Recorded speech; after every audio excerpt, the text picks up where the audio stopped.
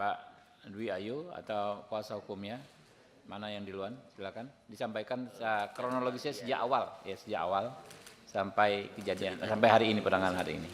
Tenang aja Mbak, ya kita jamin keamanan Anda. Ya, ya silakan Mbak Dwi. Assalamualaikum warahmatullahi wabarakatuh.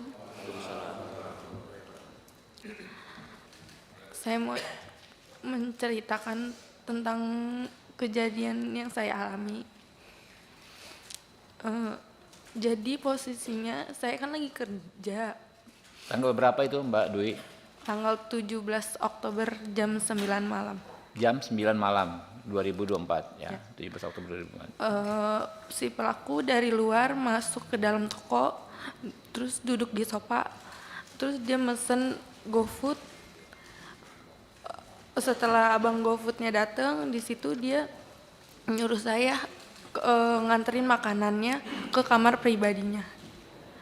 Terus di situ saya nolak karena di situ bukan tugas saya juga, makanya saya nolak. Ada hal lain juga dari sebelum kejadian ini, dia juga pernah ngatain saya miskin, babu. Terus dia juga sempat ngomong, orang miskin kayak lu nggak bisa masukin gue ke penjara, gue nih kebal hukum. Dia sempat ngomong kayak gitu. Terus saya di situ mau resign, tapi ditahan sama adiknya si pelaku. Akhirnya saya dan karyawan yang lain minta untuk bikin perjanjian kalau saya nggak mau nganterin makanan si pelaku lagi. Dari situ saya nolak. Pas saya nolak berkali-kali, dia ngelempar saya pakai patung, terus ngelempar saya pakai bangku, habis itu ngelempar saya pakai mesin edisi BCA. Habis itu saya ditarik sama ayahnya si pelaku. Terus karena HP sama tas saya masih di dalam, akhirnya saya balik lagi ke dalam, tapi saya malah dilempari lagi pakai kursi. Akhirnya saya kabur ke belakang ke tempat banyak oven. Di situ saya nggak bisa kemana-mana. Akhirnya saya dilempari lagi pakai barang-barang. Terus yang endingnya di situ saya dilempar pakai loyang kue sampai kepala saya berdarah. Jadi berkali-kali itu Mbak ya? Iya. Dari jam 9 itu ya? Iya. Pertama setelah dia minta Mbak Dwi mengantarkan makanan, nggak mau, dia sudah melempar. Ya, waktu mau pulang dilempar lagi sampai kena. Itu kena semua itu ya? Kena semua ke badan saya semua. Ke badan. Oh, nggak ada yang nolong waktu itu? Nggak ada. Nggak ada. Teman-teman yang lain nggak ada ya di situ ya? Nggak ada, saya di situ cuma berdua sama teman saya satu. Oke. Terus sampai akhirnya waktu mau ngambil handphone itu dilempar, Mbak Dwi tersudut ya? Iya. Kena kepala itu ya? Kepala. Itu yang ada bocor di foto itu ya? Iya. Di situ ya. Nah, lantas apa yang terjadi, Mbak?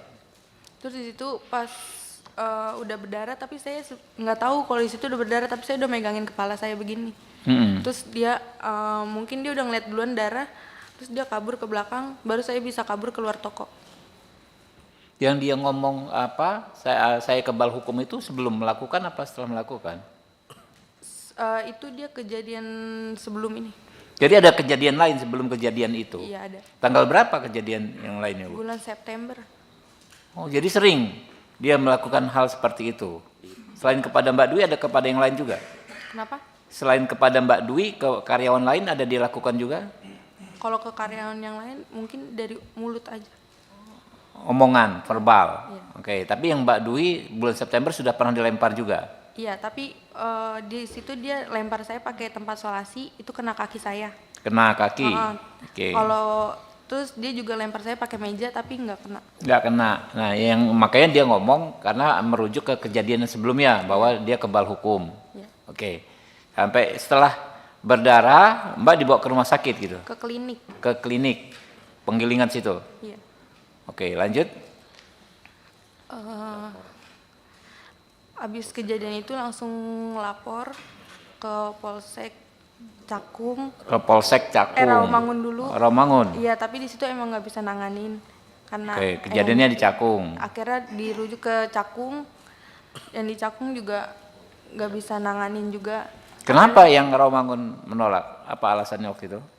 Mungkin TKP-nya. TKP. Oke. akhirnya saya disuruh ke Polres Jatinegara, Jakarta Timur. Oh, ke Polres Jakarta Timur di Jatinegara. Itu hari itu juga, hari yang Hari sama. itu juga, Jadi hari itu Mbak bolak-balik ke 3 kantor polisi. iya. Diantar siapa? Teman-teman sama keluarga. Oke. 17 Oktober Mbak bolak-balik 3 kantor polisi. Akhirnya diterima di Polres Jakarta Timur di Jatinegara itu ya. Iya. Oke, lanjut.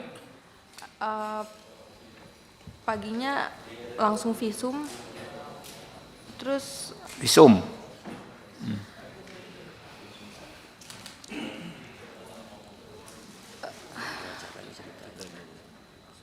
ada cerita juga yang tentang pengacaranya.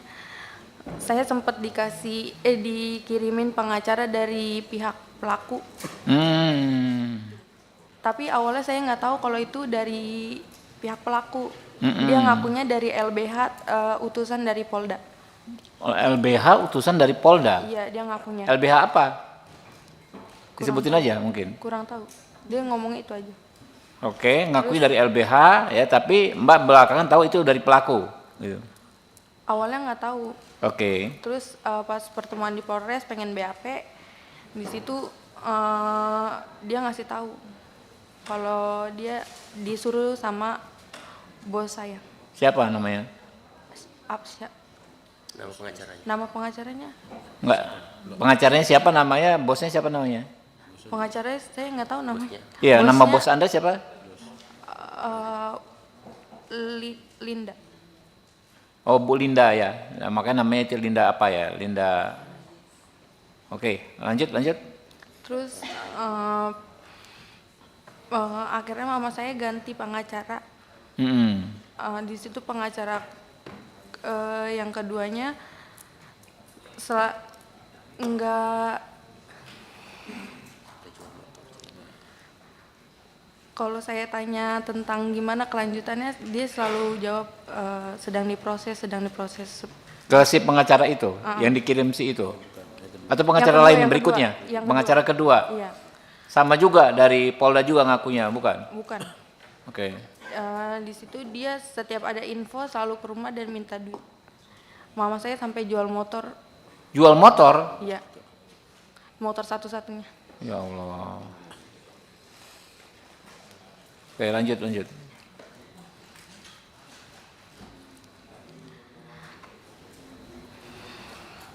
Lanjut, santai aja. Abis jual motor itu saya tanya-tanyain, itu udah nggak ada nggak bisa dihubungin lagi. Pengacaranya hilang, Iya. ghosting lah. Akhirnya saya dihubungi oleh Pak Jainuddin. Oke, dari tim ini ya, timnya Pak John ya. Iya. Oke. Saya juga dikasih bantuan oleh Bang John, kerja Oke. di perusahaan High Five, sama saya juga kuliahkan di universitas terbaik di Jakarta. Oke. Sampai lulus. Alhamdulillah. Ditolong ya. Jadi selanjutnya didampingi tim lawyernya dari Pak John ya nih ya. Iya. Iya, betul. Oke.